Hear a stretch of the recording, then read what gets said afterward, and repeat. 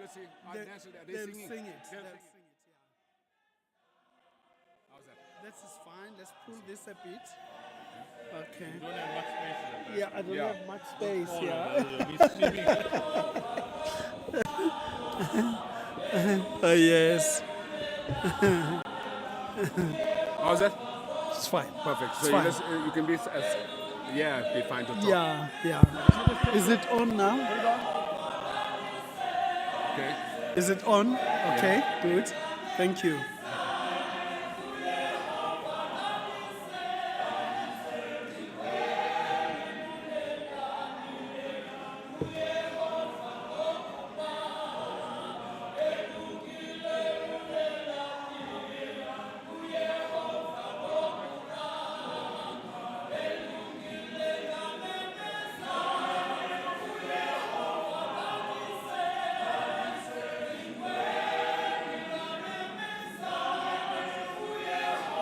Yes, Philip? I understand. I need to do question and answer. Yes, yeah.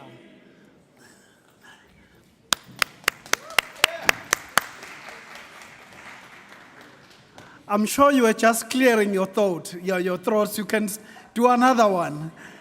Just another one. That was just to clear the throats.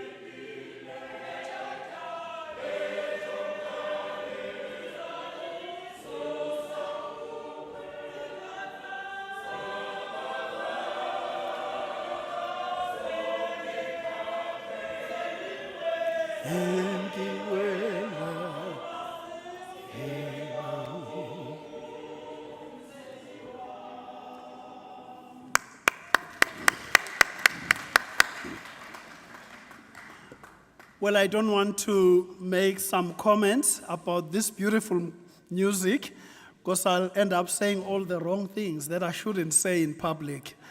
Some things are better kept in private. It is a great joy and a privilege to be here in this gathering and to welcome all of you who are here to be with us, to celebrate a great life that was lived in many places in South Africa, and a great legacy that was left behind that will never be forgotten, especially by those who were touched and came across or even read about the life and times of Professor Steve Mark de Gruchy. So we are here, therefore, as the cluster of theological institutions in Pietermaritzburg, which consist of the University of KwaZulu-Natal, School of Religion, Philosophy and Classics, and also St. Joseph's Theological Seminary, ESA, the Evangelical Seminary of Southern Africa, St. Mukitimi Methodist Seminary, and the community of Pietermaritzburg. And most importantly, I do want to welcome the following dignitaries and people who are with us, so that I start well. We welcome the Deputy Vice Chancellor and Principal of the College of Humanities in the University of KwaZulu-Natal, Professor Nhlanhla Mkhize, who is in our midst here. Welcome you, sir. We also have the General Secretary of the United Congregational Church of Southern Africa, Reverend Bertram Swals, who is here in our midst. Welcome to you, sir. We welcome the President of the St. Joseph Theological Seminary, Reverend Joe Peely. Welcome you, Reverend Joe. And he is also the chairperson of the cluster of theological institutions here. And then I want to welcome the School of Religion, Philosophy and Classics manager, operations manager, Mr. Calvin Thomas is here in the middle with them. Welcome to you, sir. I'm trying to leave the best for last. So I'm going to continue welcoming other people. So I welcome also the president of St. Mukitimi Methodist Seminary, Dr. Rowan Marie. She's there right at the back. And then maybe let's start welcoming the institutions that are here. They'll just stand up and show themselves that they are here. Let's start with St. Joseph's. Students from St. Joseph's, if they are here, can you stand up and say hi? Welcome, welcome. Thank you. Students and staff from St. Mukitimi Methodist Seminary. Wow, that's quite a contingent. And then let me also welcome the university. Those from the School of Religion, Philosophy and Classics can stand up. Those who are here. Welcome. Thank you. Thank you.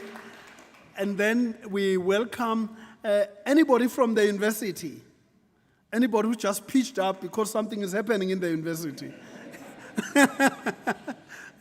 Okay, they are not here. Now we are going to welcome the most important group because they are here for the first time. In all the years that we've been hosting this lecture, they have never come, and they are here to be with us now, and they are hoping to continue being with us, to celebrate with us, to understand this day, and to create a partnership. That is the Natal West District Methodist Church Choir. Here they are.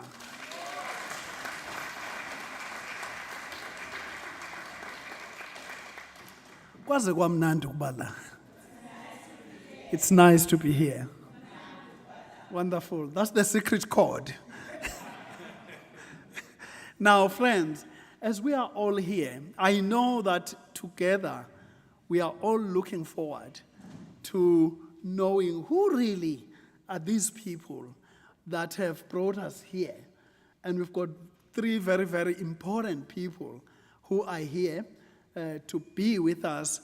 And maybe before them, I've forgotten to introduce the rest of the UCCSA, the United Congregational Church Leadership. that is here, before I continue to this other. UCCSA, can you stand up? They are with the moderator, Reverend Gamer. Then you have Reverend Ian Booth, all of them, they are all here. We welcome you, friends. That was Steve de Gruchy's church. Okay, very important. Now, finally, you have seen in your pamphlets and papers and all these things that we've tried to do to attract you to the event, that we have got some very important visitors in our midst. Elaborated messages will be said about them, but I'm just going to introduce three very important people. Professor Brian Concol from Syracuse University. Can you stand up, sir? We welcome you. We welcome you. And Professor Pepe Calvar, also from Syracuse. Can you stand up, sir? He's a specialist and professor of music. And then now, we introduce our own local girl, our sister, the local person who is here, our songstress, Zolani Mawola. Thank you. Welcome here. So everyone, please do feel welcomed. Really do feel welcomed. And I would like to take this opportunity to ask Reverend Gema, the moderator of the UCCSA, to come forward and open with a word of prayer. It's one of those very rare events in the university where you are not embarrassed to open with a word of prayer. So let's make use of that opportunity and then have Reverend Gema come forward. You can sing something for him, allowed to sing here.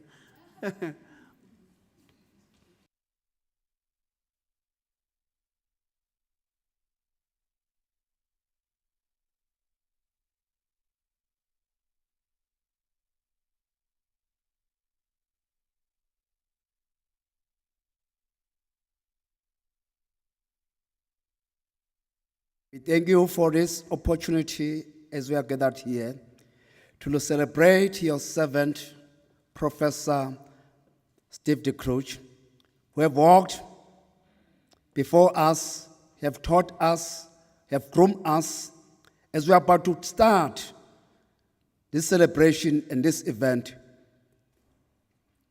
We invite you, your presence, Heavenly Father, to bless us, to bless all those who will be part of this event, those who are on the program. Siza kuwe uNkulunkulu ongcwele ngokukhulu kusithoba. Sihole uNkulunkulu ongcwele, uNkulunkulu othandekayo. In the wonderful name of our Lord and Savior Jesus Christ, amen.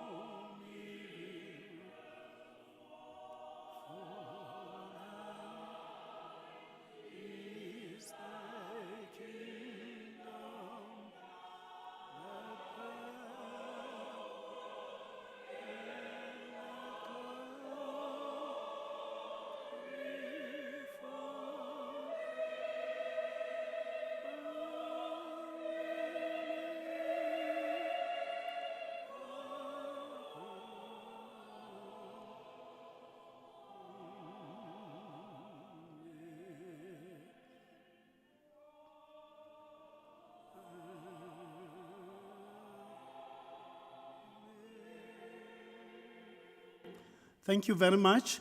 I have also seen a few colleagues of Steve Gruchy who are here with us. If they may just stand so that you see them. I see Professor de Kock right at the back. I see Professor Denise. I see Bev. I see any other person who worked with Steve. Can stand up. Billy, you can stand. And Sam and everyone. Anyone who had the experience, and Lillian, they and others who had the experience of working with Professor Steve Gruchy. Please do feel welcomed and share with us in this day when we remember that giant, massive giant in theological education, in the ministry, in theology and development, in activism. The list continues. So it's a joy to have all of you here. Let me take this opportunity and invite Father Joseph Phiri, who is the head of the cluster institutions in the province, to come forward to welcome you. Thank you, sir.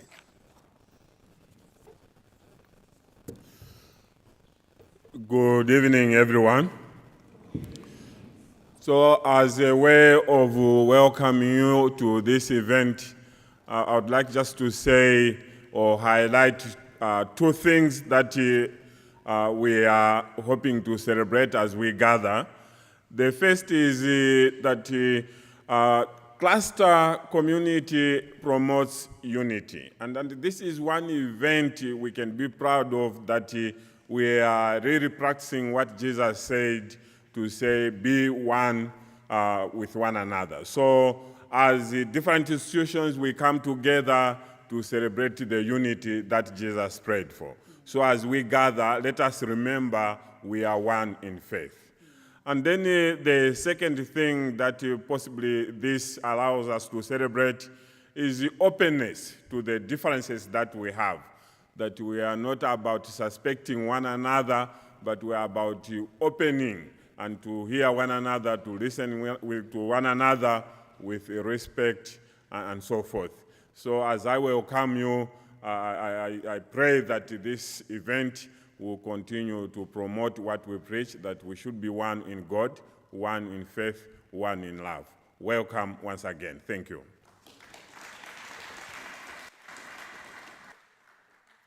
Thank you.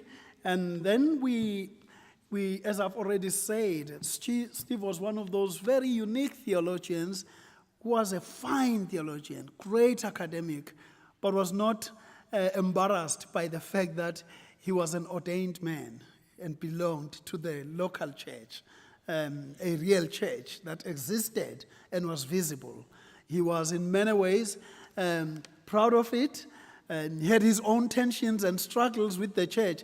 Like all smart people, they fight with the church now and again, but they still love it. And then they live with it, within that tension. So he remained committed to his church. And we are honored here to have the General Secretary of the UKZN, Reverend Bertram Swartz. And I must mention this for the first time in the history of this lecture, which has been hosted for many years. The UKZN has not only come just physically by being here, they have contributed a significant amount financially to make sure that we've got refreshments tonight. And so we honor you, sir, for making that possible. Can you come and welcome us?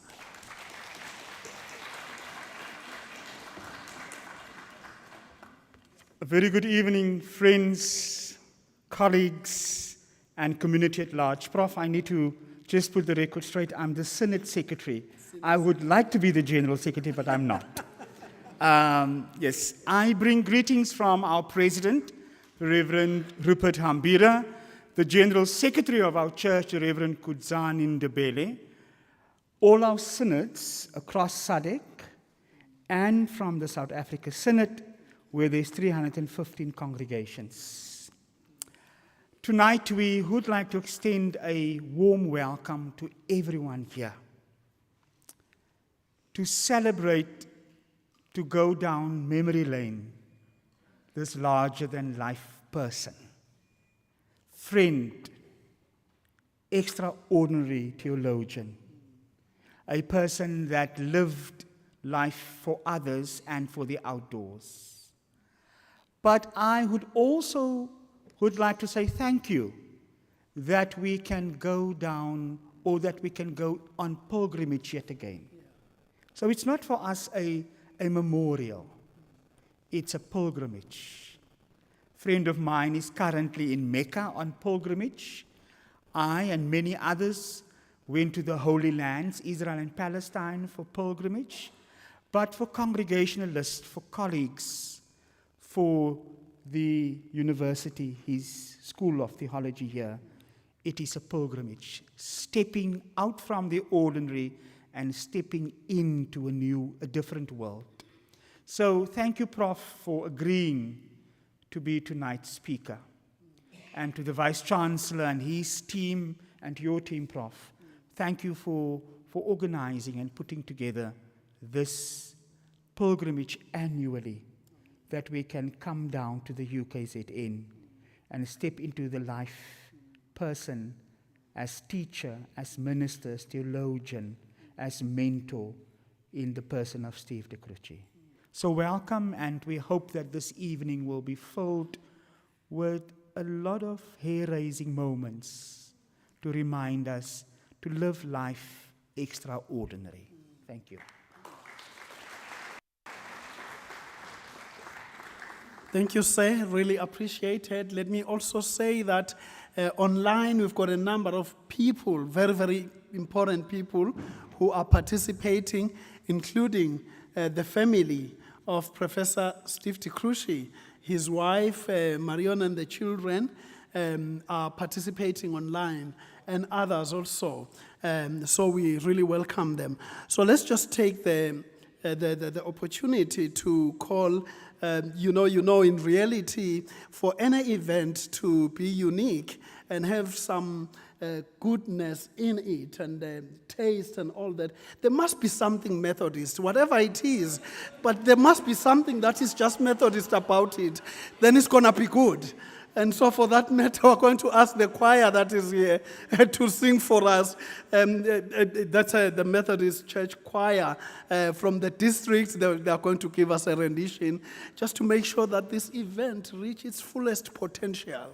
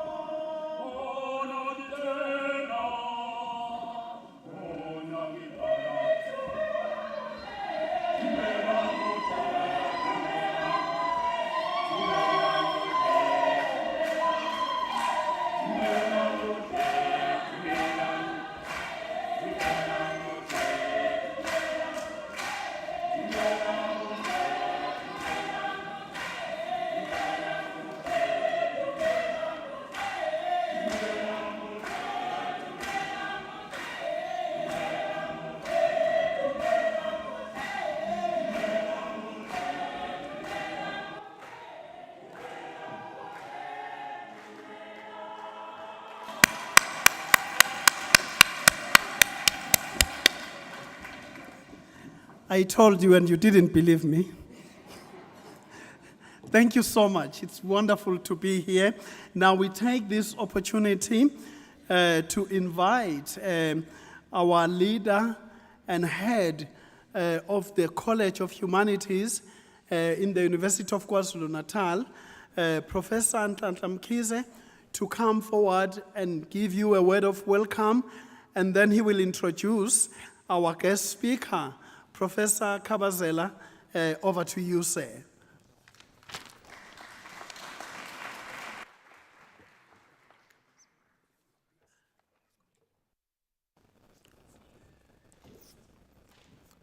Thank you very much, Professor Khumalo, Program Director, and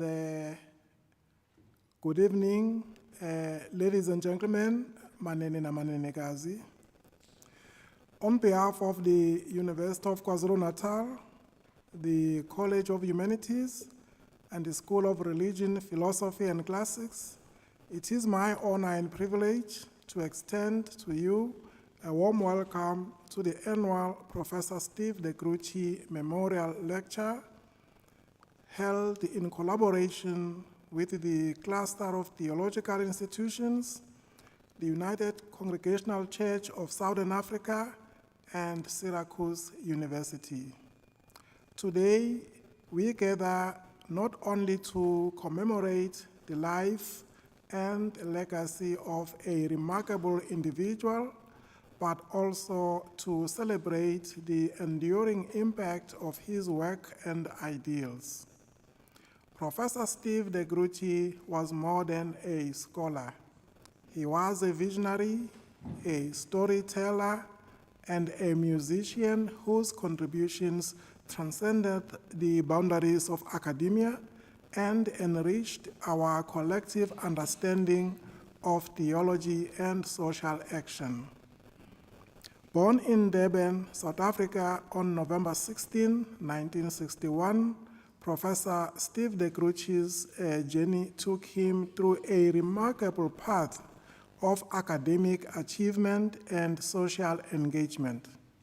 From his early days as a youth pastor to his tenure as an ordained minister in the United Congregational Church of Southern Africa, he exemplified a steadfast commitment to justice and liberation. His doctoral thesis, focusing on the themes of justice and liberation, laid the groundwork for his lifelong dedication to addressing social inequalities and promoting theological education.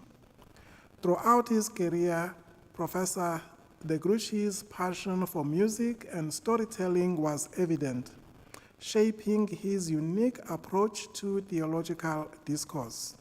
Today, we have the privilege of reflecting upon his musical contributions with Professor Reverend Brian Konkol of Syracuse University, a former student of Professor de Gruchy, alongside the talented South African singer, actress, and inspirational speaker Zolani Mahola and Dr. Jose Calva of Syracuse University.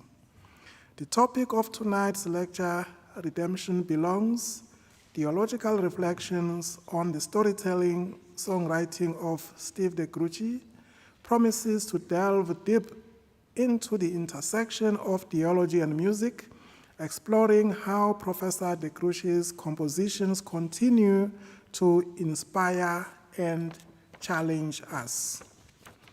As we gather here today, let us not only remember Professor Steve de Gruchy's academic achievements, but also his humility, his love for the Drakensberg, and his dedication to his family. Let us honor his memory by continuing the important work he started, striving for justice, compassion, and understanding in our communities. Ladies and gentlemen, today we have in our midst an esteemed scholar who is going to be giving a keynote today. That scholar is Professor Reverend Brian Konkol. He is here from Syracuse University, and he is also accompanied by a number of special guests. As I have already indicated, Zolani Mahola and Dr. Jose Calva, also of Syracuse University. I also want to welcome in a special way Father Joseph Piri from the cluster, Reverend B. Swartz of the United Congregational Church of Southern Africa, Professor Philippi Denise, I see that he's in our midst today, and many colleagues who are here from the university, Professor Okere Manu, and many of you that I may not have seen in person. I extend a very warm congratulations and welcome to you. But also I want to extend a very warm welcome to the entire audience here and those of you who are listening online, as well as the choir. I think for a while I might have got a glimpse of what the paradise might be like. and I hope I am not mistaken. Ladies and gentlemen, your insights and reflections today will undoubtedly enrich our understanding of Professor de Gruchy, and I am pleased also to say that as I'm standing here, I'm speaking as somebody who worked with him in committees within the institution. We served at Senate together during the time that he was the head of the School of Theology. If I remember correctly at the time, I was the head of the Department of Psychology, and I still hold very fond memories of him, not only as a scholar, but as a remarkable human being. In closing, I invite each of you to engage wholeheartedly in tonight's proceedings, to listen, to learn, and to be inspired by the life and work of Professor Steve de Gruchy. Ngiyabonga kakhulu, ngiyabulela enkosi.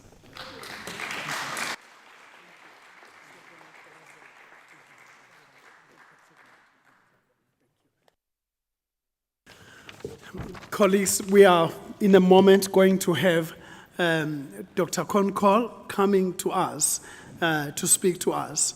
And I just want to welcome him, and in saying that, bring to your attention the fact that actually he was taught by Steve de Gruchy also when he was here as a student. And most importantly, to say that Dr. Konkol is one of the highly respected university administrators in the US, and he has actually taken the initiative to come here as a gift at his own cost. We've not paid even a cent to bring him down here. Together with his delegation, they are all brought here by him and the university. So we're looking forward to a wonderful partnership between the two universities. Say, I've just broken protocol. You don't speak after your boss. I shouldn't have spoken, but I needed just to welcome you here. Thank you. Come forward.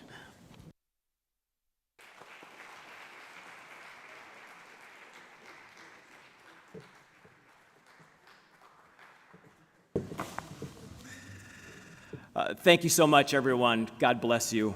To the Deputy Vice Chancellor, Head of the College of Humanities, Professor Mkhize, to the Dean of the School of Religion, Philosophy, and Classics, and my dear friend, Professor Khumalo, to Father Peary and the cluster of theological institutions, to Reverend Bertram Swartz and the United Congregational Church of Southern Africa, to the students, to the faculty, to the staff, and the supporters and the alumni of the University of KwaZulu-Natal, and to all my dear friends. It's so great to be back here in Pietermaritzburg. I landed here on Sunday night, and I was so excited that I forgot to tell Professor Khumalo that I was here. And so a couple days passed, and they started looking for an alternative speaker for tonight, since they did not hear from me. But I am here. I am here. There are moments in life when we are faced with the reality that words are inadequate. And this is one of those moments.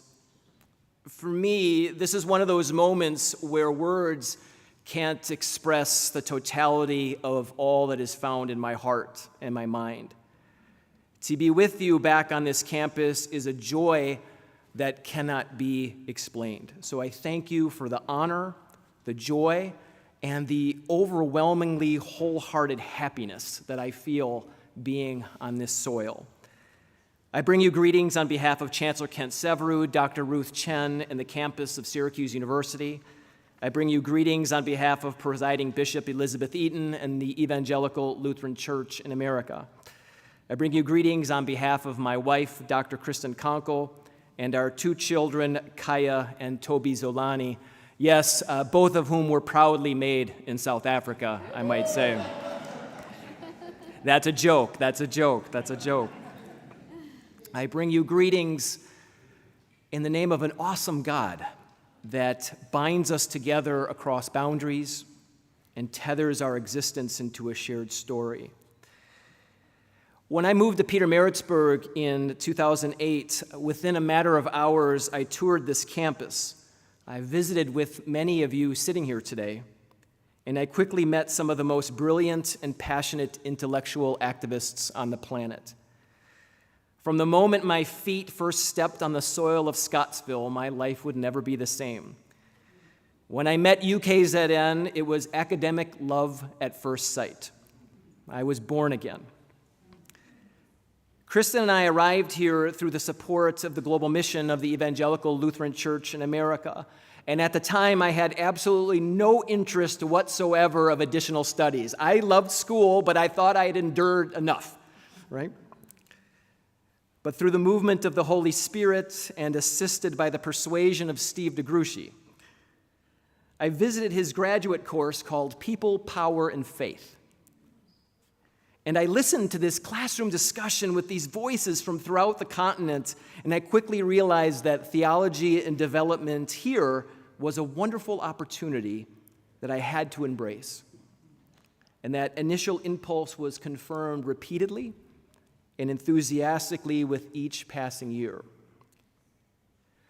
So if you fall asleep for the next 30 minutes or so and only remember one thing, I'd ask that you remember that I am so proud to be a graduate of the School of Religion, Philosophy, and Classics.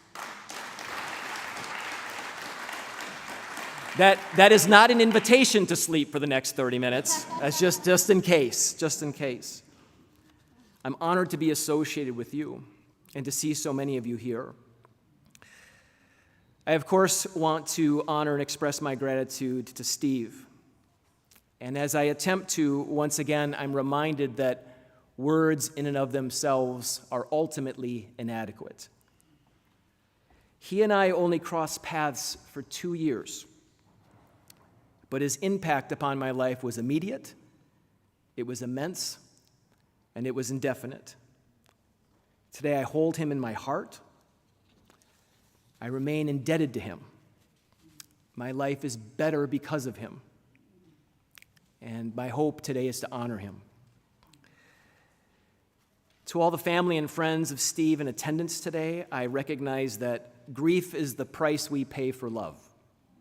And because your love for Steve remains, so does your grief. And I hold you in my prayers, that you may continue to find peace in the midst of pain, strength in the midst of sorrow, and guidance in the midst of grief. As we continue with this lecture that bears his name to honor Steve's family and his friends and to confirm and affirm all those that continue to grieve, I ask that we hold them in our hearts with a brief moment of silence.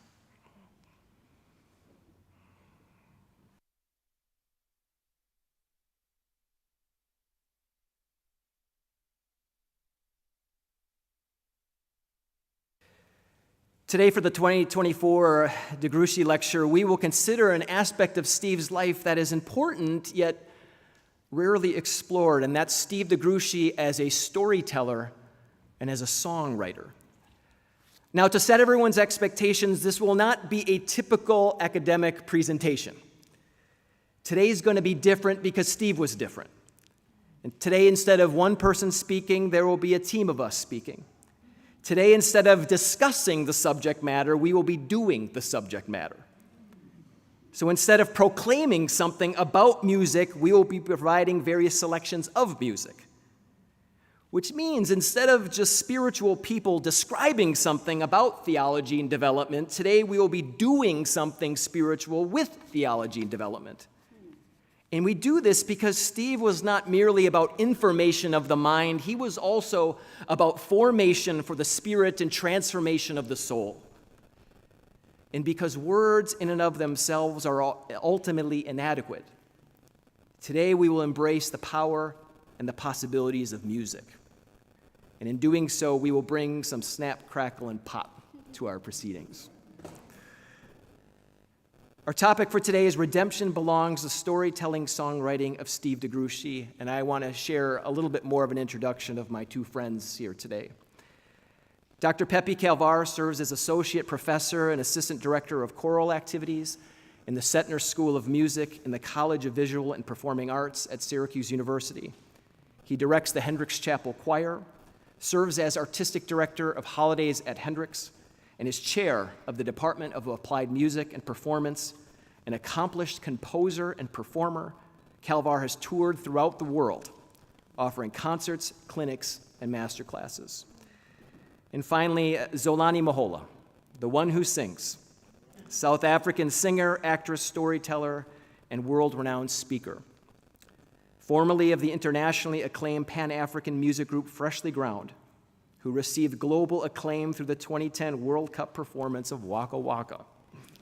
Zolani launched her solo career in 2019 as the one who sings, and now performs alongside a new and dynamic group known as the Feminine Force. As an advocate for the rights of children and ecological sustainability, she is an instrument for goodness and a spark for sustained social change. So please let us welcome and please let us celebrate with a full portion of joy Pepe Calvar and Zolani Mahola.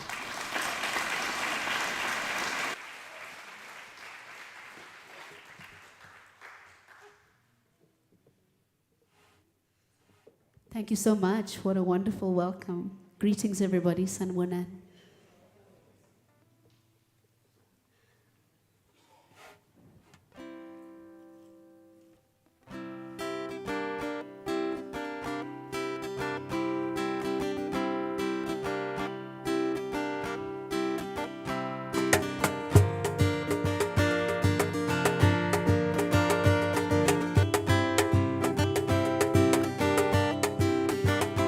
I am joy, I am bathed in joy. I am joy, I was made for joy. I am peace, I am bathed in peace. I am peace, I was made for peace.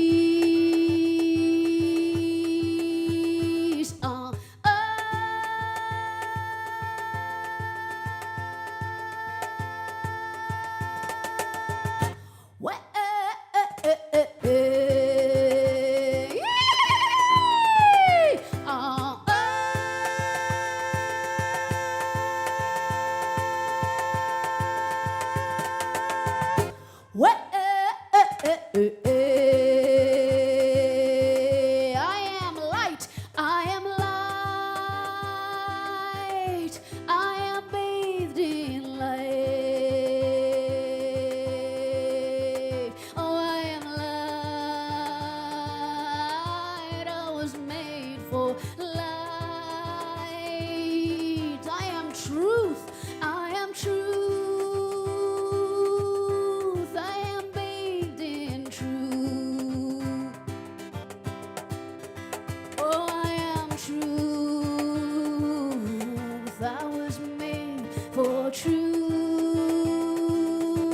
Sing with us, we go.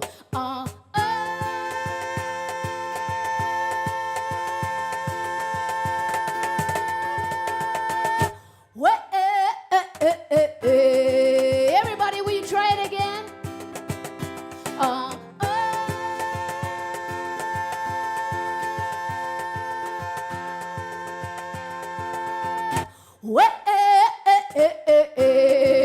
Beautiful.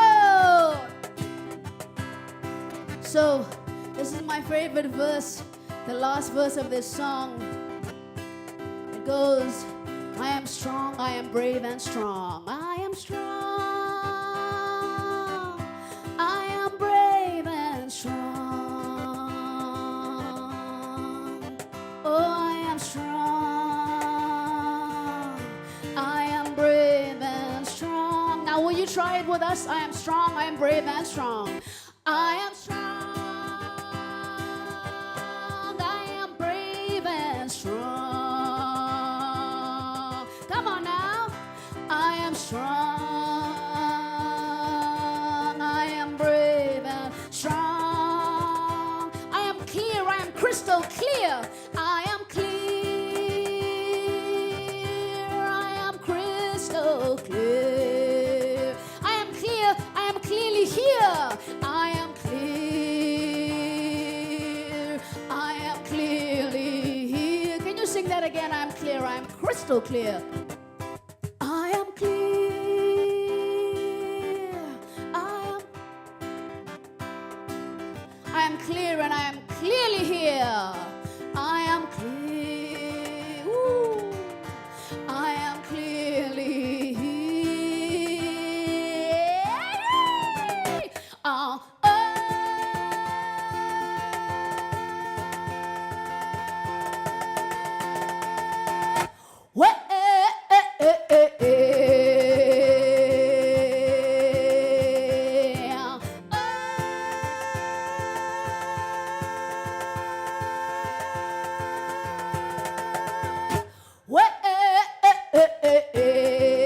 Last one, everybody.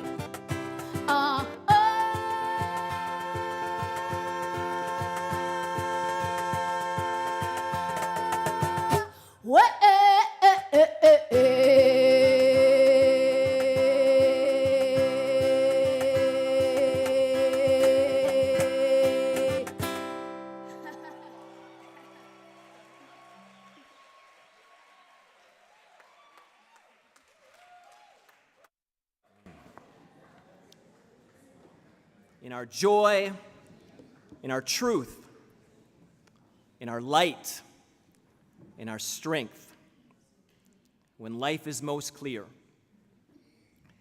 To express the full range of what comes with being human, the spoken word is ultimately inadequate, especially when faced with heartbreak and confronted with loss. I remember February of 2010, and I remember that Monday. And I was one of the many that gathered in the chapel at the Lutheran Theological Institute on Gulf Road. Some of you were there too.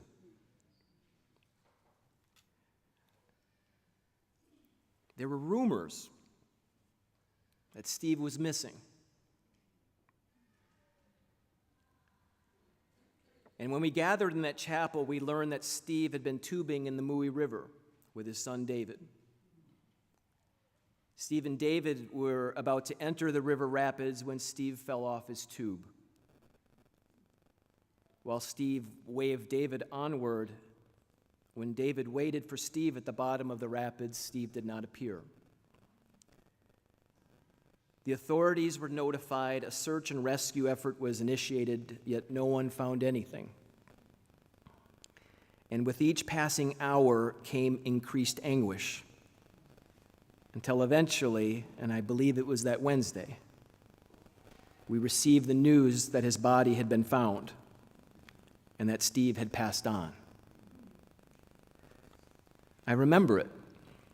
I remember that it was sudden.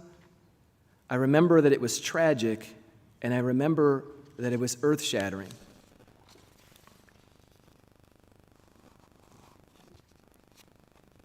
Professor Haddad, who's here, it's so great to see you, wrote this so wonderfully in Steve's obituary, and I'm going to quote her words. South Africa has lost a son of the soil.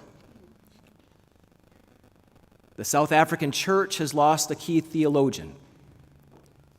The ecumenical movement has lost a prophet. And the University of KwaZulu-Natal, and particularly the School of Religion and Theology, has lost an astute administrator, dedicated academic, an agent of transformation, and a caring friend. We mourn his loss. There is much that many of us remember from those days. I remember gathering in that chapel, the same chapel my son was baptized in. I remember that Monday and that Tuesday and that Wednesday. I do not remember much of what was said, but I do remember that we sang together. As we hoped for the best and we prepared for the worst, I remember the lyrics of sacred songs having a way of binding us together in ways that mere words could not. I remember these melodies tethering us into a collective spirit. I remember the rhythms and rhymes of these hope-filled harmonies. And for me, I remember how a loving God was made known through the warmth and the wonders of music. As we waited and we hoped, our words were inadequate. And to overcome such shortcomings, God was made known through the music that we made together.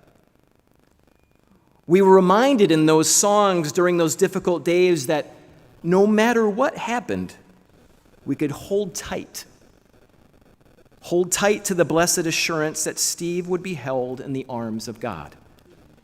We were assured through our singing together that despite our sadness, all would be well.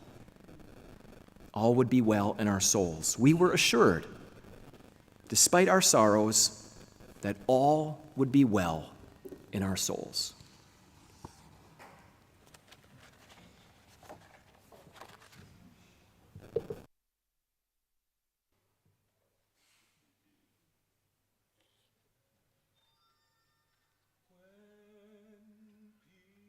Peace like a river attendeth my way, when sorrows like sea billows roll, whatever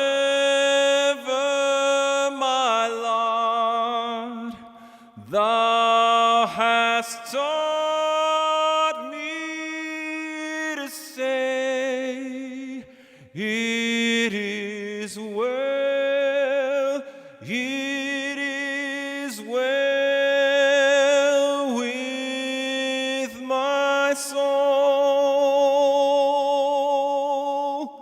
it is well.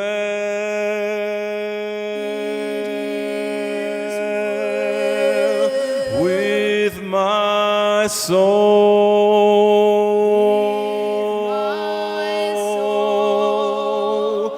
it is well, it is well with my soul, though Satan should buffet, though trials should come, let this blessed assurance control that Christ has regarded my helpless estate and has shed his own blood for my soul. It is well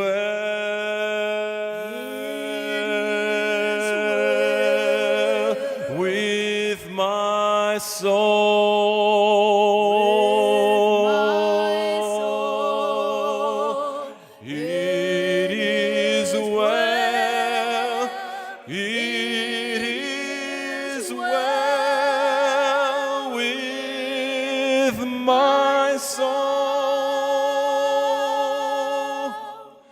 And Lord, haste the day when my face shall be sight, the clouds be rolled back as a scroll,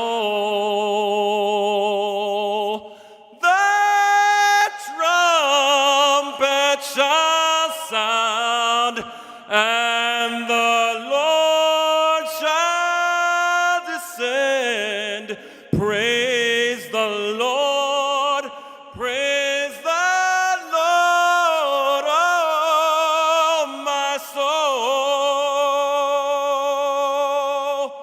It is well.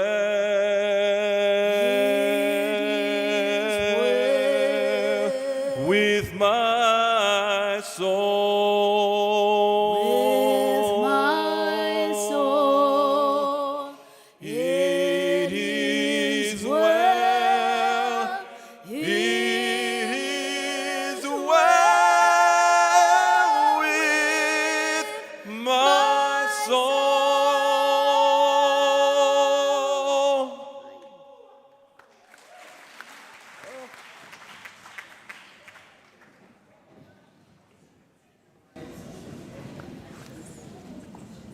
God is made known through music.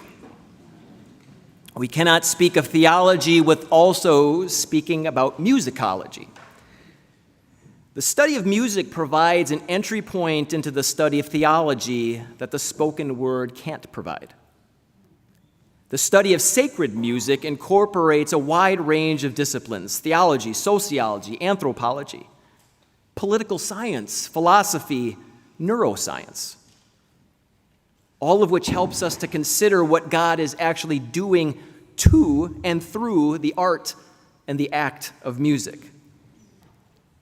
To start, music is a part of what makes us human. The psychologist and neuroscientist Daniel Levithan, his book is titled, "This is Your Brain on Music." He argues that music is not a coincidental consequence of human evolution, but music is directly related to our development, to the point that music has proven to be evolutionarily advantageous for human belonging and well-being.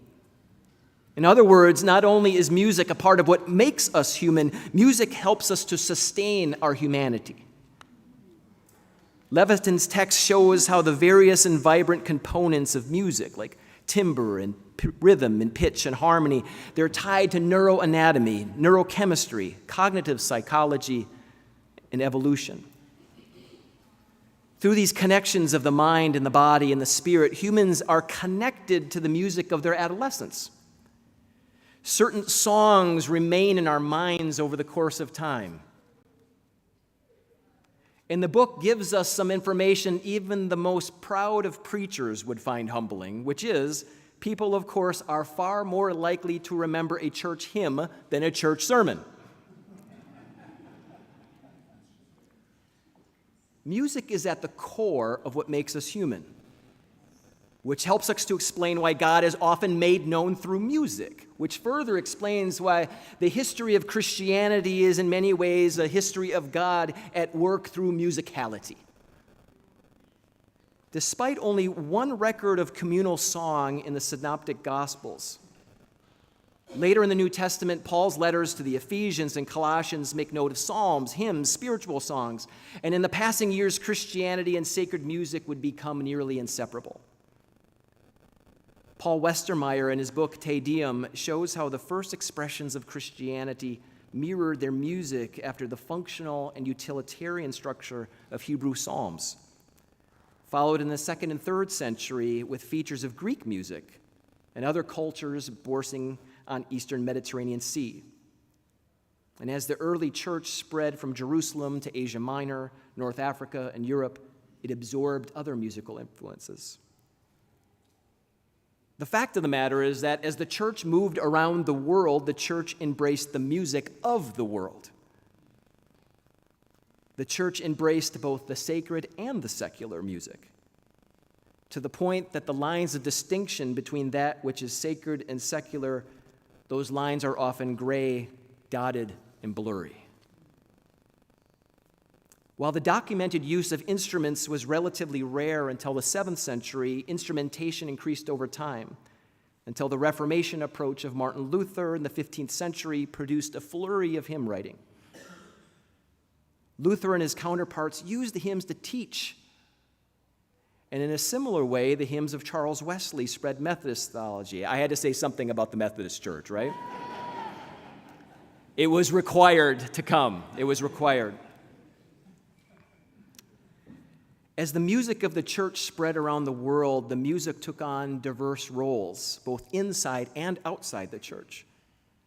From Fanny Crosby writing 8,000 hymns, to James Weldon Johnson crafting what would later be called the Black National Anthem in the United States. Music circulated and adapted, and it was used to gather and to galvanize God's people, especially in times of struggle. John Michael Spencer wrote in a book, Protest and Praise, those on the receiving end of cruelty use songs as a form of resistance. The black spirituals of those enslaved in North America provided far more than entertainment for plantation owners. But at the core, the singing was a form of evasion and protest, oftentimes grounded in the Hebrew Scriptures' signature story of Moses and Exodus, that provided moments of respite and also movements of revolution. Those spirituals created freedom songs during the North American Civil Rights Movement, with the songs "We Shall Overcome" still being sung at protests today. Fannie Lou Hamer revived the song "This Little Light of Mine" and other notable songs. "Wade in the Water," "Will the Circle Be Unbroken," "Peace Like a River," and even "Amazing Grace." Through it all, within the walls of church buildings, while also evolving for use of protest outside of church structures, the God made known in music could be found in diverse and dynamic modes of social movements. And of course, here, in South Africa, the role of music in the anti-apartheid movement is well documented. Origins found in communal song that combine traditional African singing practices with European hymns. Music of the struggle often formed without identifiable composers, using short slogans repeated in a call and response, in many ways symbolizing and personifying a collective call to action. These freedom songs celebrated victories, asserted defiance, mourned those who had passed on, and provided a historical record. For those of us who are visitors to this country, the music is beyond inspiring. From popular artists like Hugh Masekela, Miriam Makeba, to countless others. I would say the music of this country is like the gospel itself. It is both convicting and comforting. The music confronts the afflicted and afflicts the comfortable. All in all, those seeking redemption and belonging can share and receive through that which God is doing through music. Such is the power of storytelling and songwriting, a power that Steve Gruchy recognized and a power that he embraced. From the exodus of the Israelites out of Egypt to the anti-apartheid struggle of South Africa, music is a part of what makes us human. Music often keeps us human. Music keeps us embracing others as human. And the movement of God that sparks and sustains social change is often made known through the movement of music.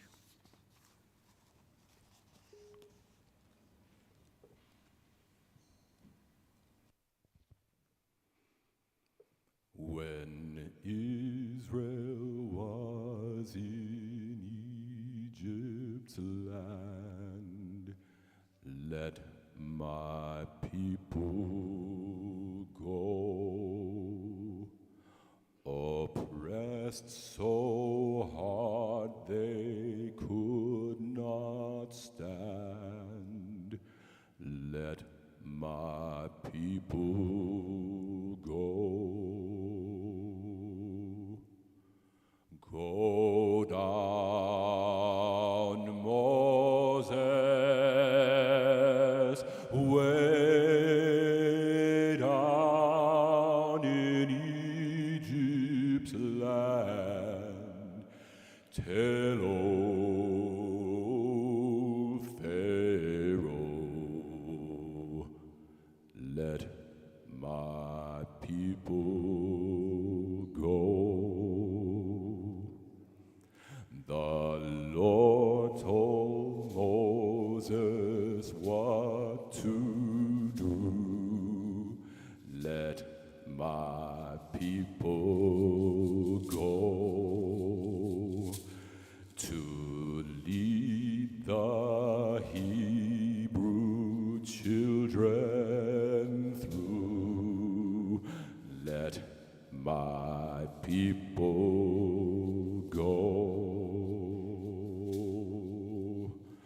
Go down, Moses, way down in Egypt land, tell O Pharaoh, let my people go. Lord, help us all from bondage flee. Let my people go. And let us all in Christ be free. Let my people go. Go down, Moses, way down in Egypt's land. Tell O Pharaoh, let my people go. Shotsoloza, Sholo. Hekule, Sotaba, Simela, Sifumesota, Shotsoloza, Ole Sotaba, Simela, Sifumesota. When you yabaleka, when you yabaleka, iyo kule sundaba. Simela, Sifumesota. Oh, wenu yabaleka, hey, wenu yabaleka, iyo skimela, hey, sholoza, iyo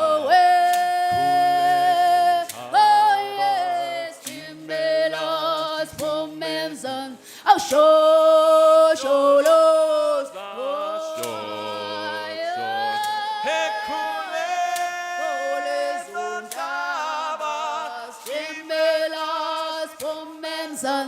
wenu yabaleka, wenu yabaleka, iyo estimelas bombenzans, wenu yabaleka.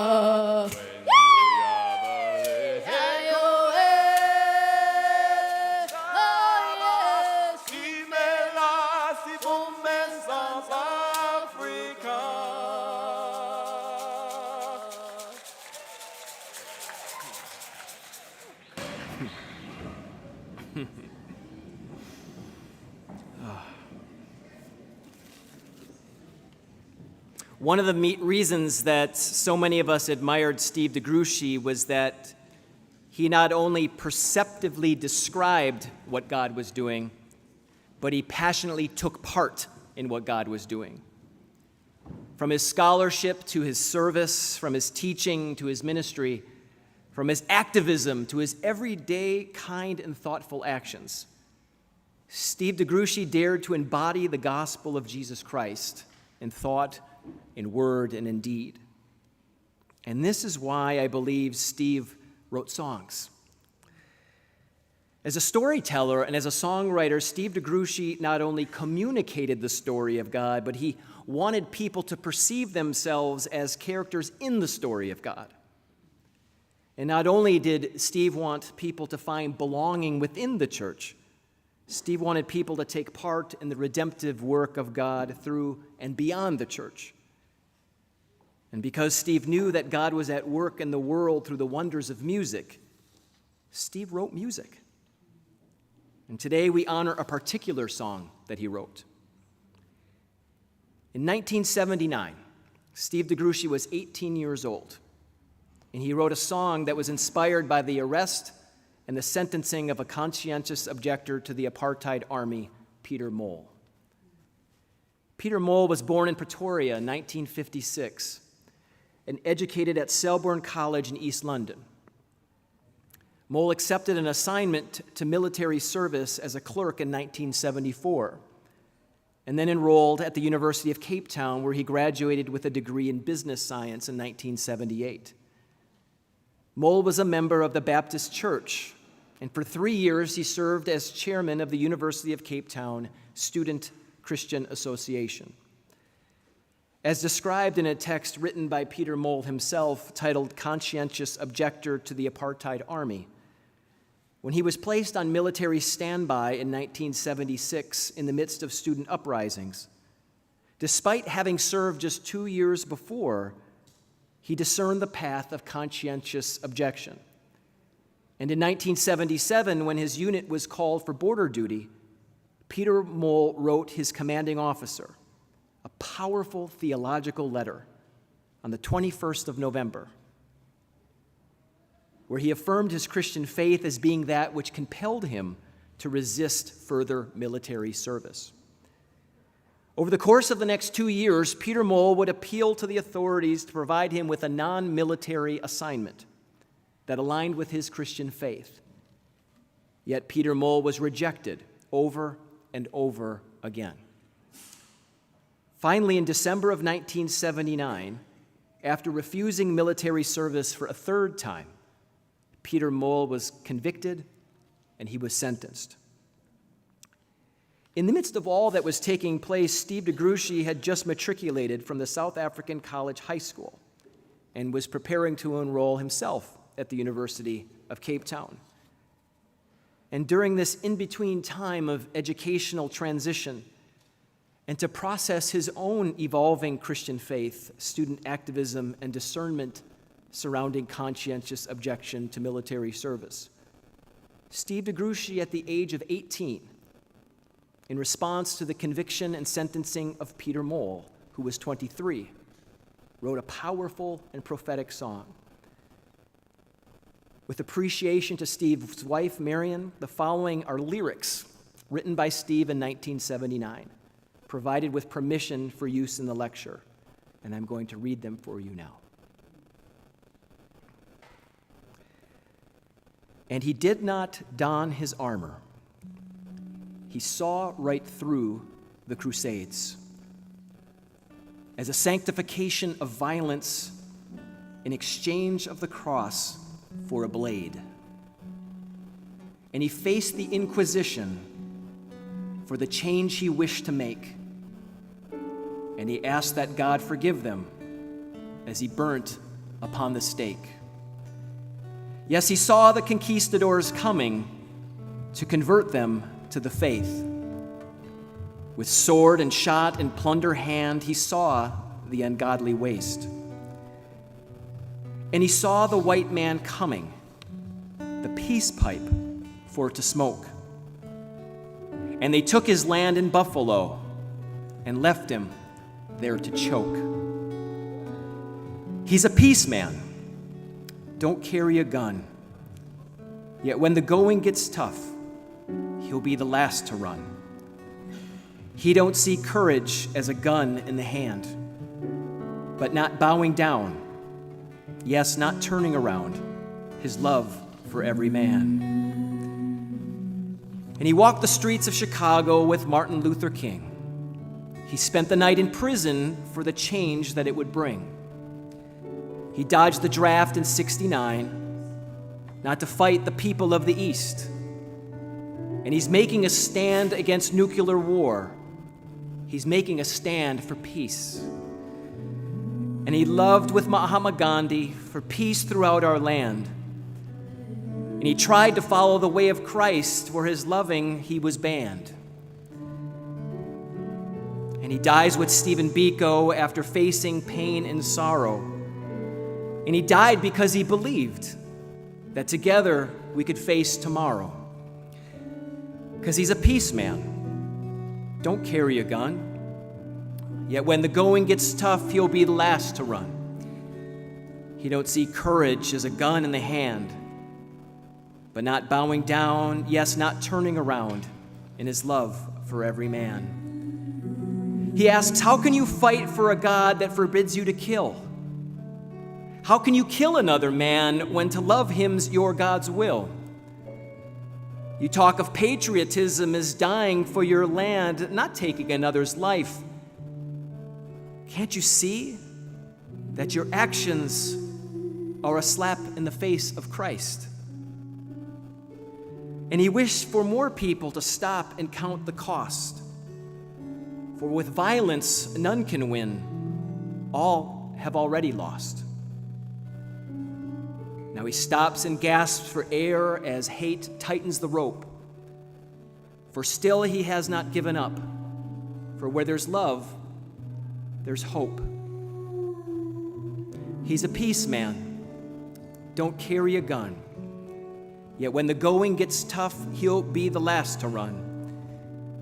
He don't see courage as a gun in the hand, but not bowing down, yes, not turning around in his love for every man.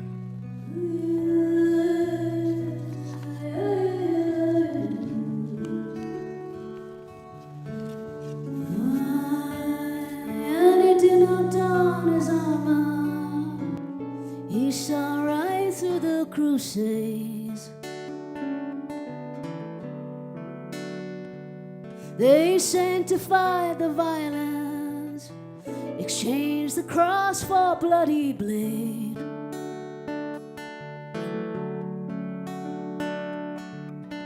And he faced the Inquisition for the change he wished to make.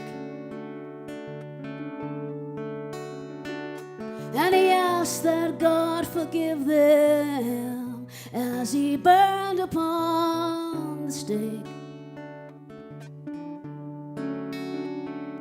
He's a peace man, don't carry a gun, but when the going gets tough, he's the last to run. He don't see courage as a gun in the hand, but not bowing down, yet not turning round in his love for every man. Ay, ay, ay, ay, for everyone. Ay, ay, ay,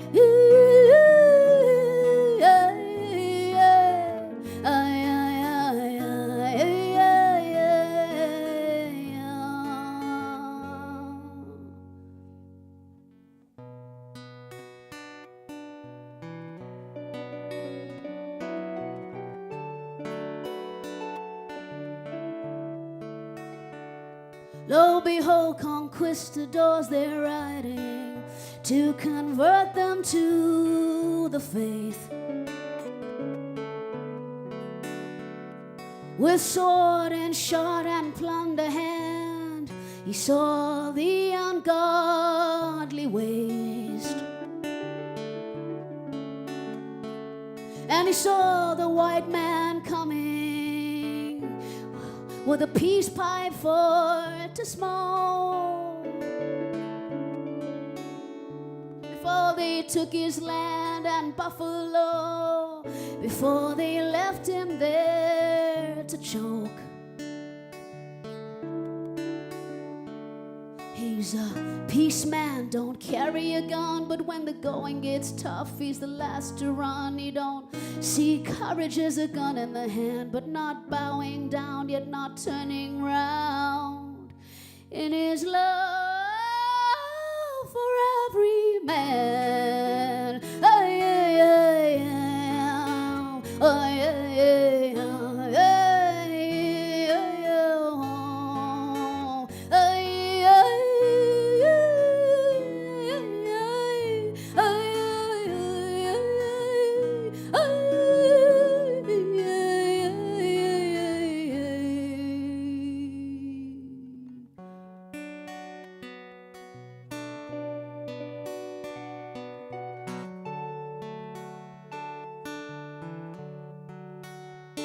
And he walked the streets of Chicago with Dr. Martin Luther King. He spent the night in that there prison for the change that it would bring. Refused to fight in '69. He would not kill those of the East. He cried, no, no nuclear war. Yes, he made a stand for peace. He's a peace man, don't carry a gun, but when the going get tough, he's the last to run. He don't see courage as a gun in the hand, but not bowing down, yet not turning round. In his love for every man,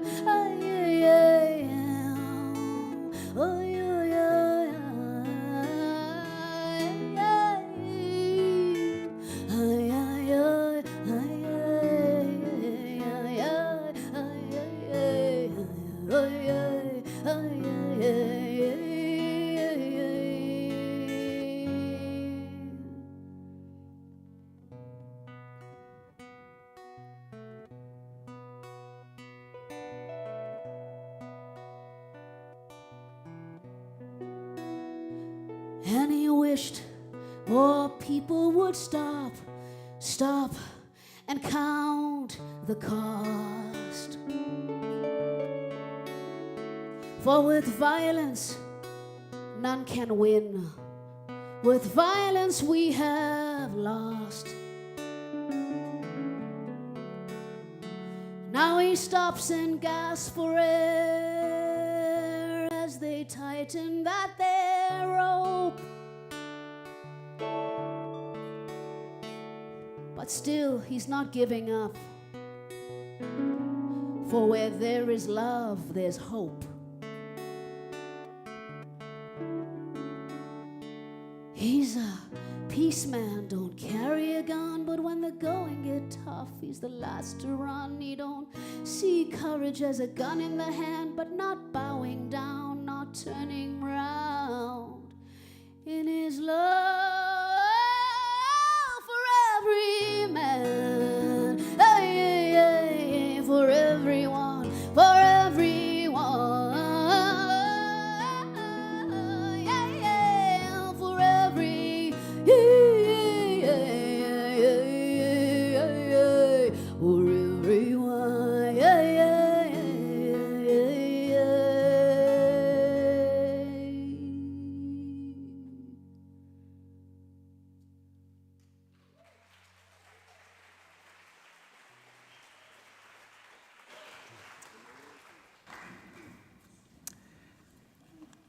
By 18 years old, Steve Gruchy was already well aware of the power of music to spark and sustain redemption and belonging, even in the face of injustice.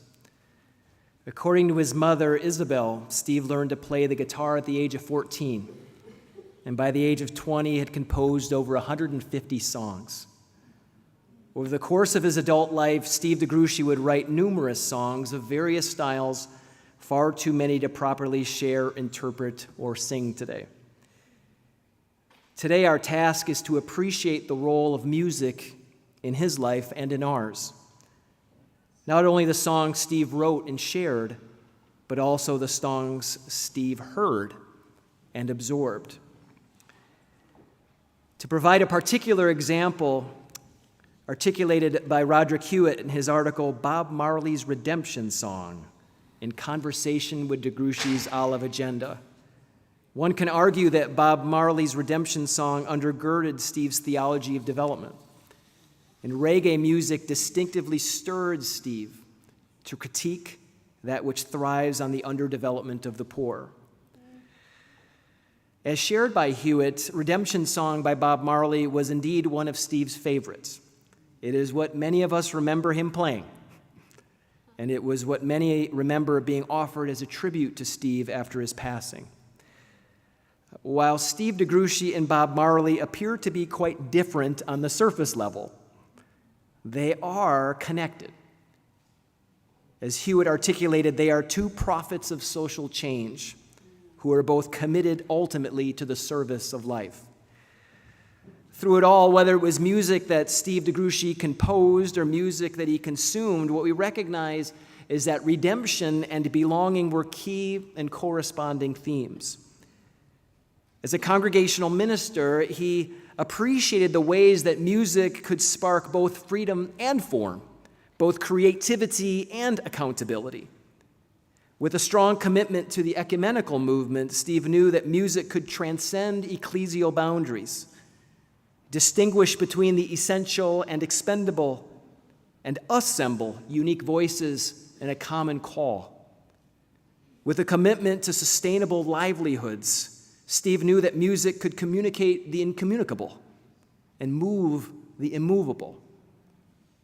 As an innovator and advocate for the study of theology and development, Steve knew that music could enrich the spirituality of theology and development.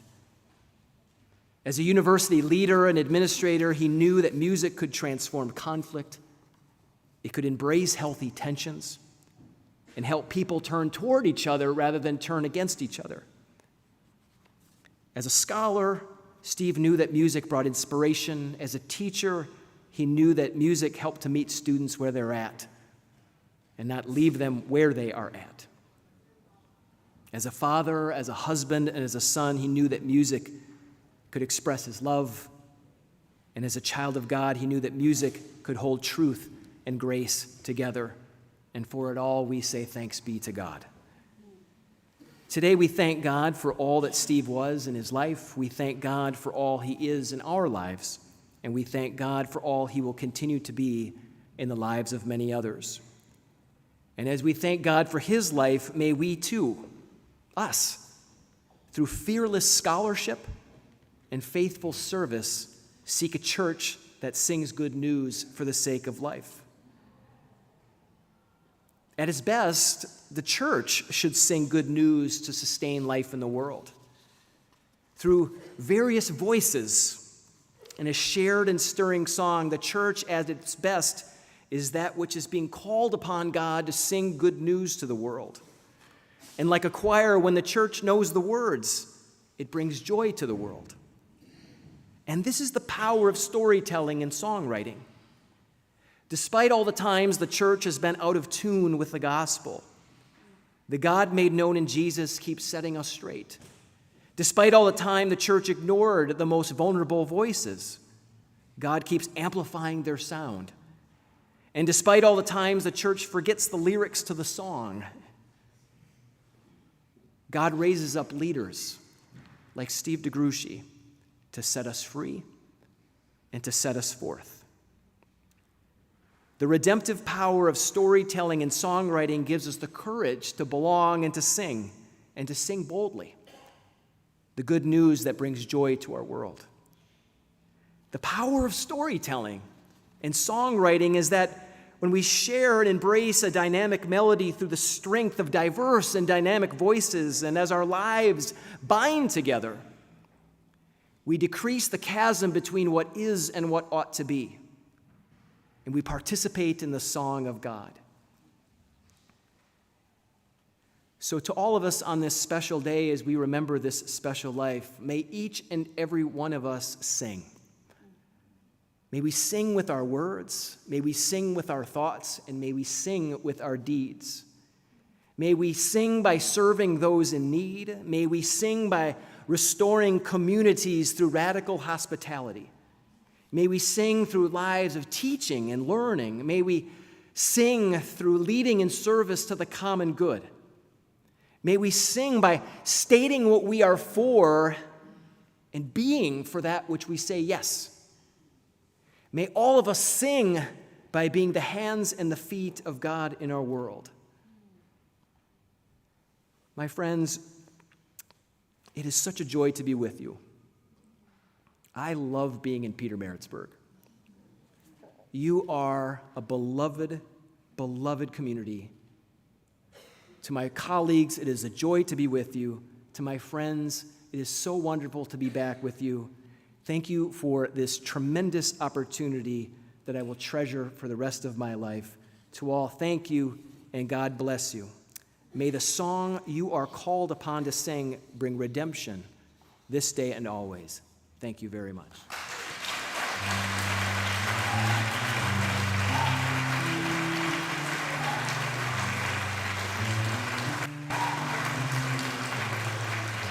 Oh, pirates, yes, they rob I, sold I to the merchant ships.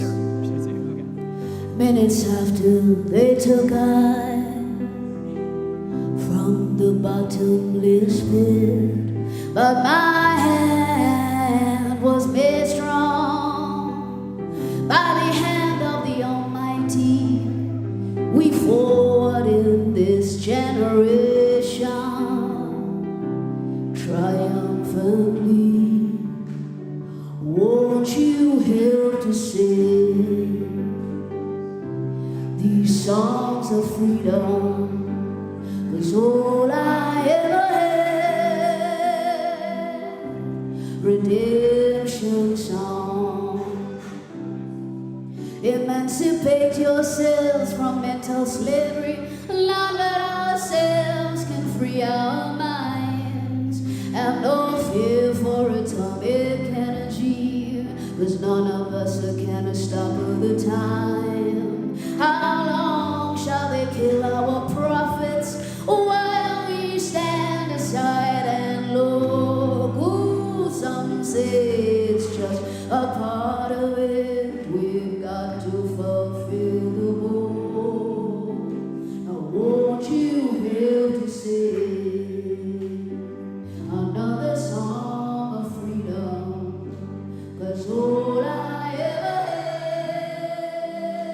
had, redemption song, redemption song, redemption song.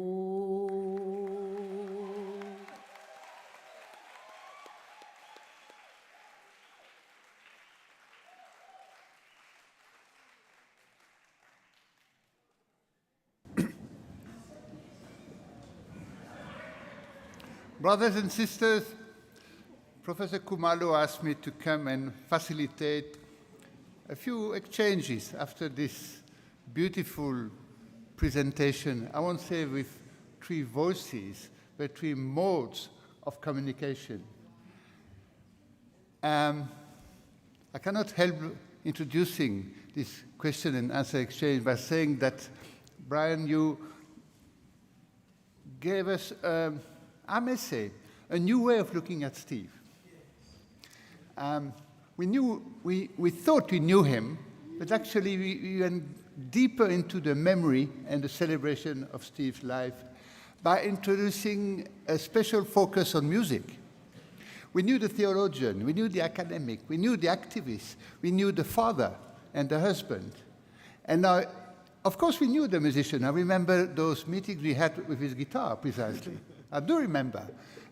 But now you theologized about it. And thank you for you 2 colleagues. It was only one speech, it was actually a performance. And that's very special. I just wanted to say that. And I'm one of those who knew Steve, one of those like you, shocked that Monday until Wednesday, when it was it. Yeah. And I'm impressed. I'm interested in how memory works. Now, memory is part of grief, but also a part of celebration and almost joy. Thank you. Now, I don't want to speak too much. I'm not here for that. So, I invite anybody in this assembly to say something, make a comment, ask questions, anything, or even singing, I suppose. So, please, anybody who wants to be part of this in his or her way, maybe come forward so we can hear you well. Only the mic. Okay, good. It's organized, yeah. So, who would like to contribute to this event?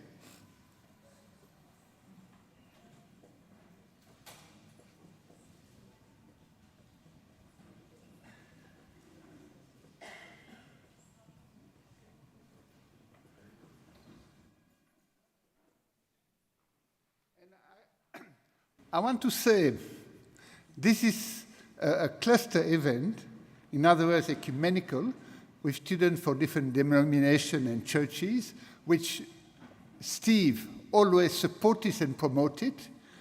So many of you, the students, you probably didn't know Steve de Gruchy, because that's how life goes. Generations follow each other.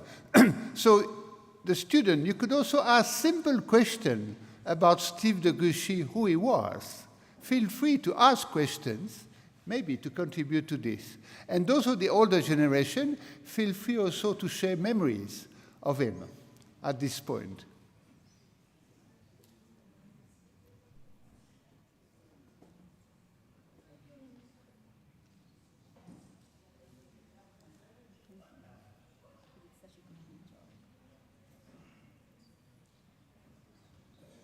Yeah.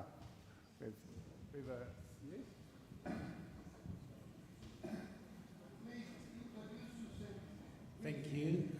Good evening. I'm Dumi Mpatswe. I'm a local boy from Pietermaritzburg, and the district president of the Music Association in the Methodist Church of Southern Africa. Now, we thank you, Professor Konkol, for this lecture. My question is that when you mentioned the compositions by Reverend Professor Steve de Gruchy, do you have his compilation of music that he has composed? If so, are you aware whether it's copyrighted or what? And where is it kept? If there is a library where his music is kept, where one can access his music. Thank you.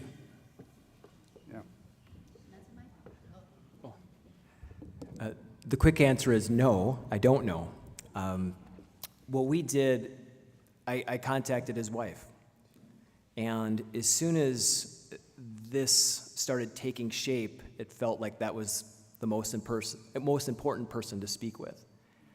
And after a number of conversations, which I won't share from the podium, this is the one that we received, and I think it was perfect. I wouldn't want to comment on where, I have no idea where the other songs are. This is the one we received, and it seemed just perfect for tonight. If it were up to me, I would love to find more. It's a neat insight when you think about what's going on in someone when they're 18 years old in general, and to think about what it may have been going on in his own life. As he's 18 and Peter Mole is 23, and Steve is clearly discerning for himself.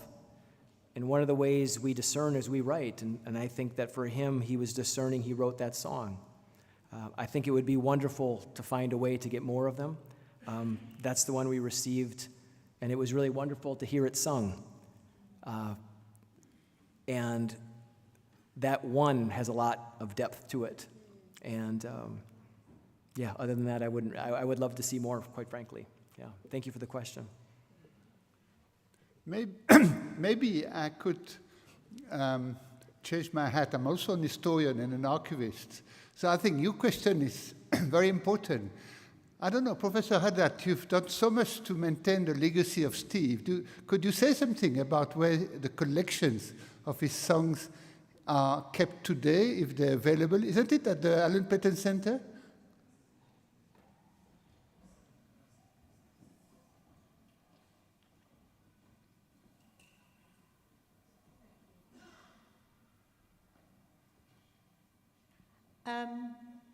As far as I know, his collection of music is private copyrighted with the family, and that it's in the hands of the family. His music is not in the archives. much of Steve's writings and his life, all his papers from his office, I helped to archive that at the Alan Paton Center. So for those of you that would like to know more about the man and his writings and who he was, there's a whole collection of that at the Alan Paton Center here on campus. But as far as the music goes, I think that's private copyrighted. Thanks. Okay. Thank you for enlightening us. Somebody? Thank you. Please introduce yourself. Thank you, facilitator and our guest. My name is January from the South Mokitimi Methodist Seminary. I only have one question to Prof. Seeing that Prof. de Gruchy was a man who loved justice, do you think, or which song do you think he would use to reflect on the current Israel and Palestine conflict, considering that the people there, even if they would want to sing, they would probably use the words of the Babylonians? How do we sing songs of the Lord in a land that is like this? And so perhaps the only songs that they would be having are songs in their hearts. Thank you. I wouldn't pretend to speak on that one. Let me tell you about what I do know, is that where I work at Syracuse University, at Hendricks Chapel, we have 25 different religious communities represented in one space. It's a pretty remarkable place to be. And what I have observed since October, in particular, is the power of music with our Jewish community and with our Muslim community. I have observed how our campus rabbi and our campus imam have chosen, through music and through other means, they've chosen to model the type of world that we want to live in rather than mirror the type of world we do live in. And I've been inspired by that. In this last month at Syracuse University, our Jewish student leaders and Muslim student leaders have been gathering every week for further conversation around texts, music, politics, and conversation. And what you can observe through them is that when we convert our conversations, then we can convert our connections. And maybe that's a path forward that we could all learn from. Thank you, Brian.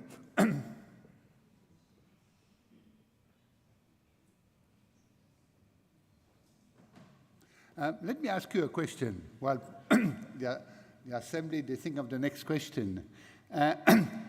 As Steve theorized the link between music, faith, the academy, activism, as he says something of sort of theology of music. We all know that one of the last things he did before leaving us to work on a theology of water.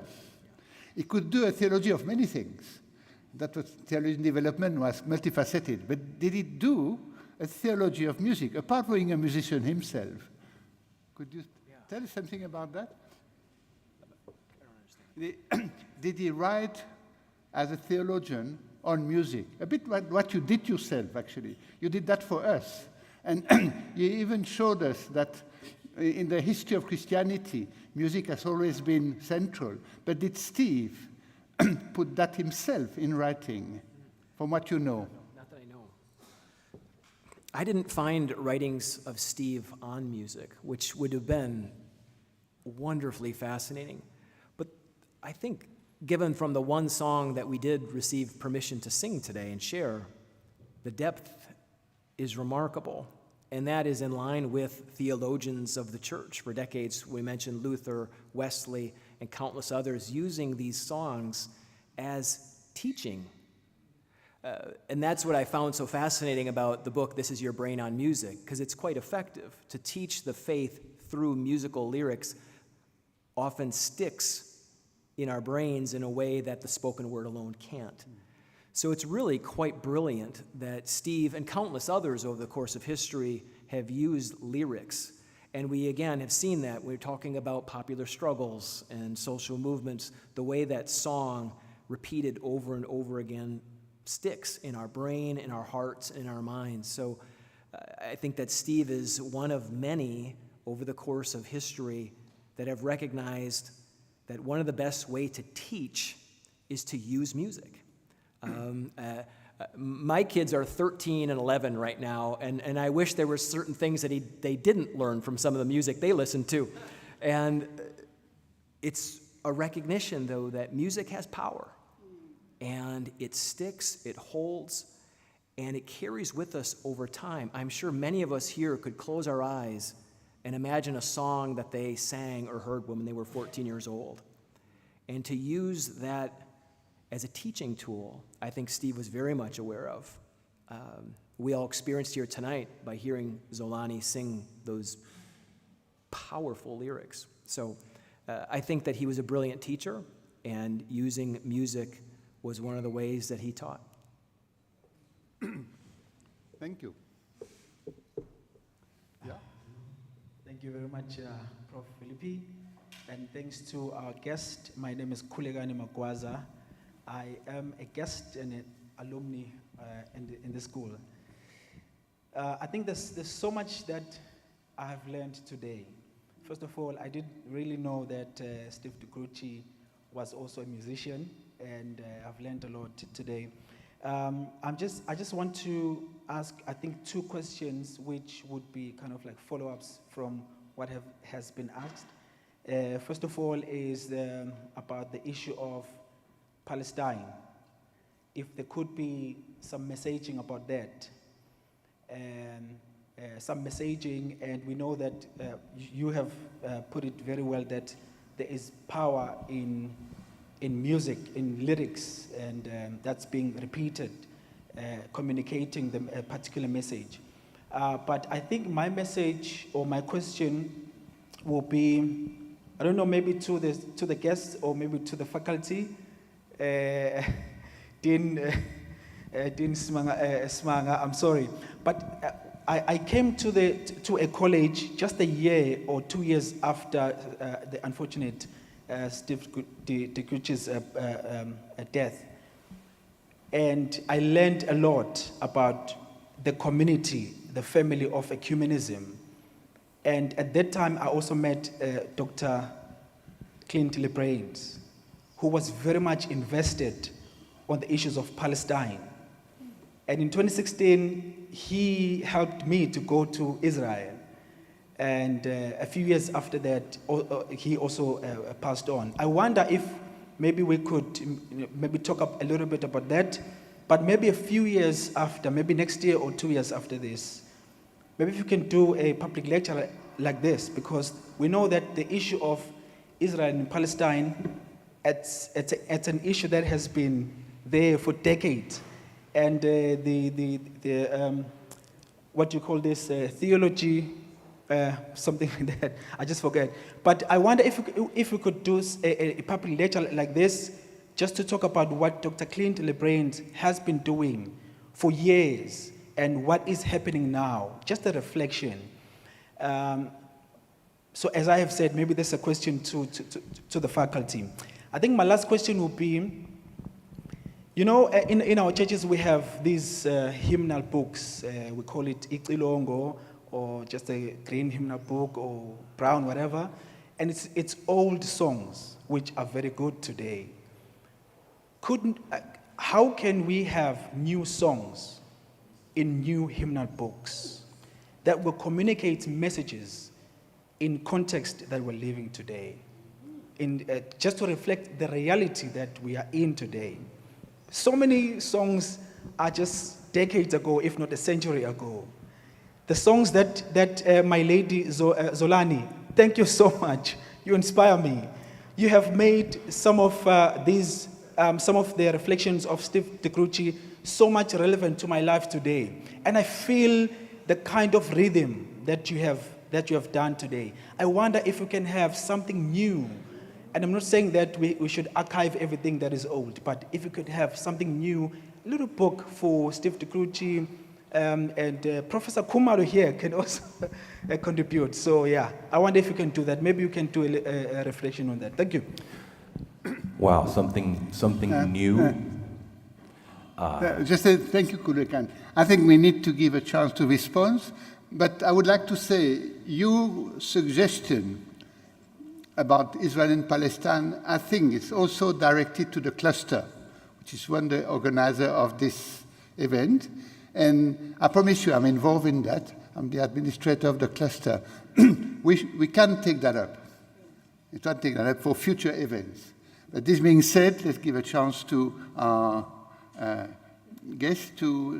There is fabulous, brand new music happening every single day. There's great music being produced in new styles all the time. The message remains the same. The message is still the same.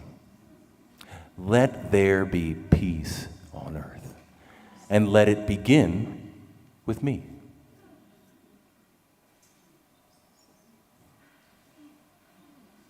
Maybe you want to say something?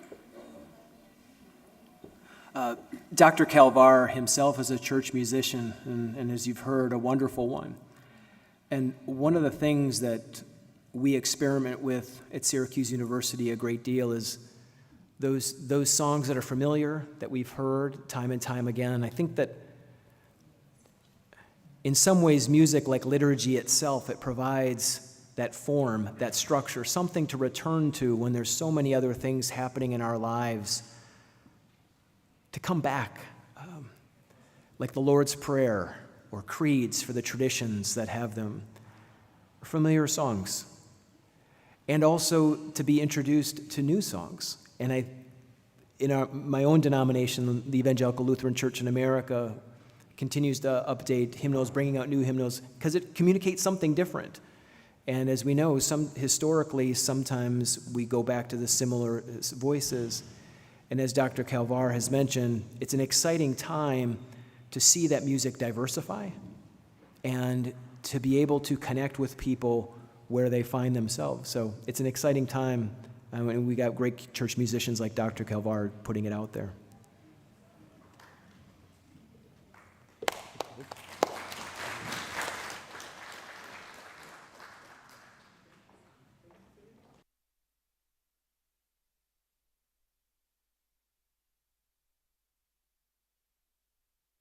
Oh, wow. Thank you so much. This is brilliant. Let's just give a round of applause to everyone that participated.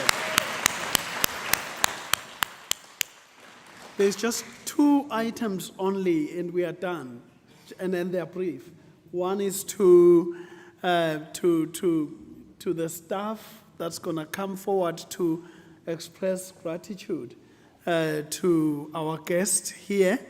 I'm looking at Professor Swila and Dr. Tetla, who is the head of theology, and they are responsible for making sure that we express our gratitude to our guests.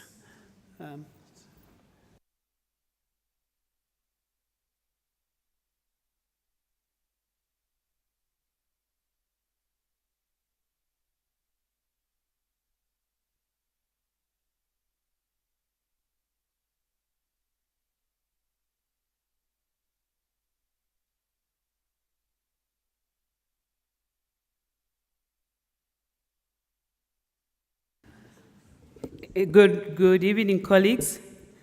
I was just trying to find out from my boss if I have to say something.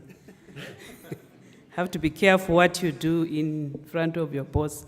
Jobs are rare nowadays. So, on behalf of the School of Religion, Philosophy and Classics and the cluster of Pietermaritzburg, I know you can't remember me because both of us were students at one time. We shared a classroom one time, and yes, now you can remember me.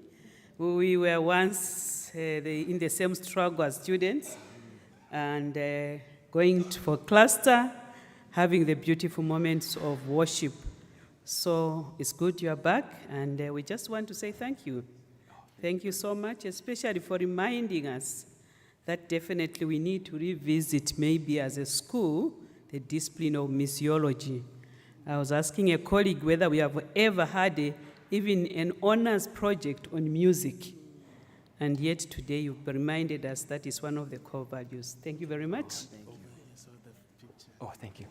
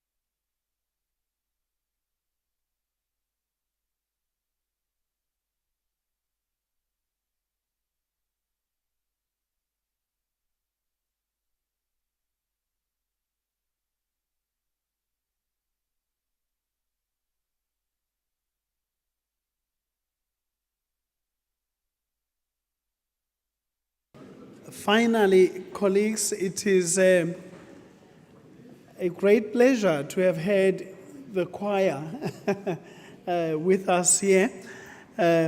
We made connection with them because Professor Calva is the conductor and the musician in Syracuse University, and we are wanting to make sure that there is contact between him and the choir. So there must be conversation that's going to continue after this. And he has got plans to bring his choir from Syracuse University in 2026 down here in South Africa and Pietermaritzburg, yes. And so there are possibilities of partnership and doing things together going forward. And I also want to assure the audience and everybody who is here, especially Professor Concol, that after hearing, and we've been working on this, the importance and significance of a chapel in the life of a university, a place to hold the spiritual culture of an institution of higher learning, is very important. And as you spoke about the Lutheran chapel, which we lost, it's no longer there.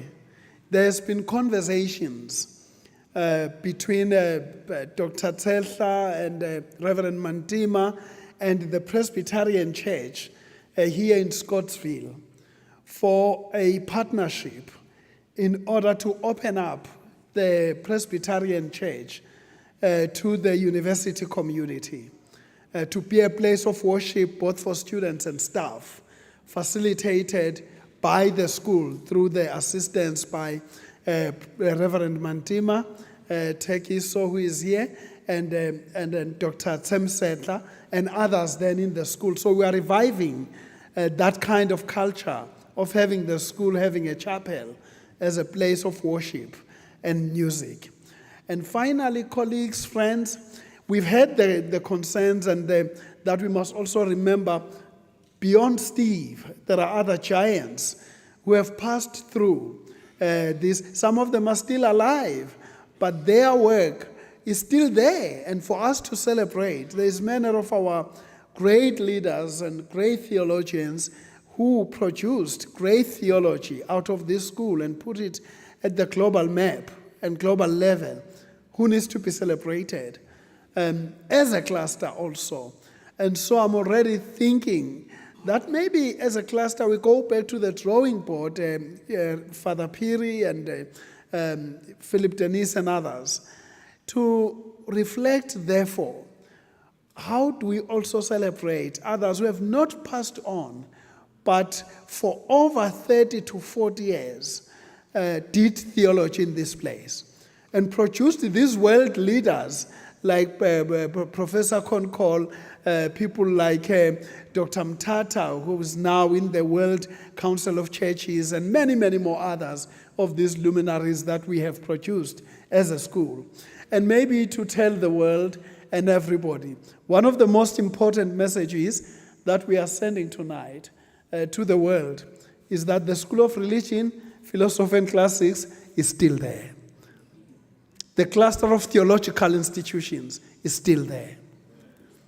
ESA is still there. SMMS is still there. All of us, theology is still in Pietermaritzburg. That must not be forgotten. It is a tradition of this lecture, and of course all the lectures that we do as a school, that we close them because we are doing contextual theology. We do them and close them with singing the national anthem. And then after that, we will be done. We will then have some refreshments at the back that have been prepared for us, courtesy of the United Congregational Church. I must mention that. It's very, very important what the Congregational Church has done for us. So we would like to say to Reverend Booth here, Ian, and the leadership of the Congregational Church, go and express our gratitude to the leadership of the church for the hospitality that has been extended to us. We celebrate this partnership, and I want to celebrate our student. The Congregational Church has got at least one student this year, and she has worked alone and so hard. Where is Lindile? She's right at the back there. She has really worked hard to make this day possible, and she's being joined by Vaughan, who has come back. Welcome, welcome, Vaughan. And also there is, and there is also Rakshika. I wonder if she's here. Where is Rakshika? She has left already. She's one of the staff in the university who has helped us to do that. Our photographers and the recorders, the team that is here, UKZN team, we celebrate you, the leadership of the cluster, the participant in the cluster, everyone who has made sure that we have this day and make it a success. May we stand up and the choir can lead us by singing the national anthem. Here is one of our very, very respected musicians in Pietermaritzburg who is going to be singing with us now. Ubaba Uthemba Ntuli, one of the very, very respected musicians here in Pietermaritzburg, and also our illustrious choir here. Did we give them a round of applause after singing so well for us? And we know this is not for the last time that you come here to be with us and participate in the life of this university. This is indeed taking the university to the community and bringing the community to the university, which is critical and important. Over to you, sir.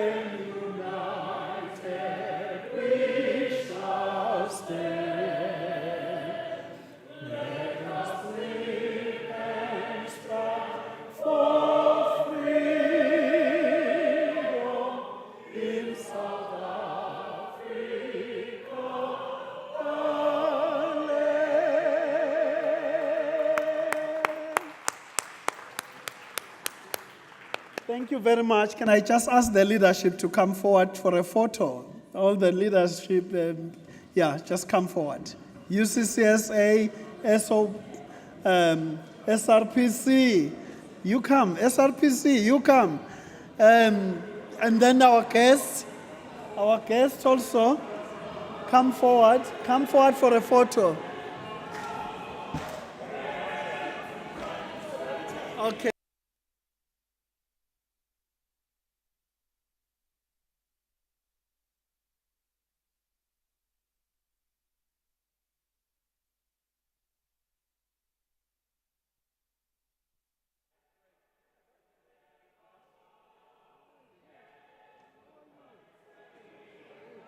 Amongst the thorns.